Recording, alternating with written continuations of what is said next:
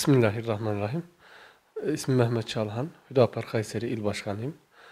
Hüdapar Kayseri İl Başkanlığı olaraktan sürekli sahadayız. Haftalık halk ziyaretlerimiz, halktan aldığımız sorunları, problemleri konunun muhataplarına götürme noktasında ciddi bir çalışmanın içerisindeyiz.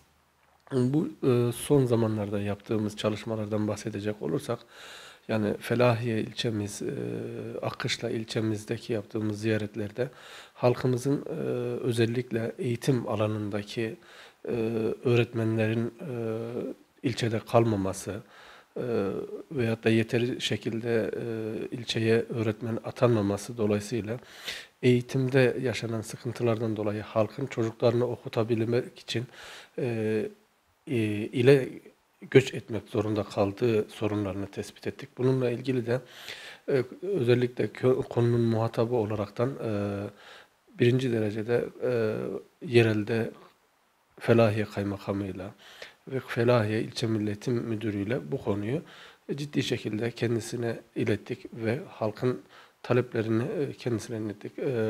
Onlar da bizim çalışmalarımızı olumlu gördüler. Bu problemleri gerçekten böyle problemler olduğunu, yerinde tespitlerin olduğunu bize ilettiler.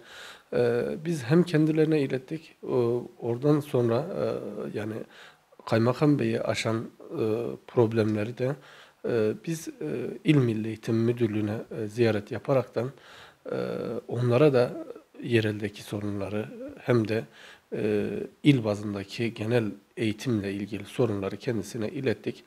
Ee, Milli Eğitim Müdürü de bizi aynı şekilde sorunlara çözüm bulma noktasında olumlu yaklaştı. Ve sorunları takipçisi olacağını bize taahhüdünü verdi.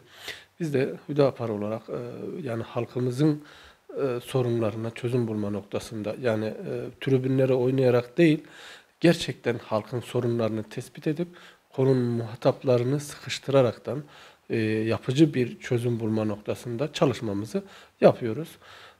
Çalışmaya da devam edeceğiz inşallah. Yıllık programımıza uyuyoruz. Haftalık dediğim gibi konunun başında ilk söylediğim gibi bir ilçemizi dolaşıyoruz.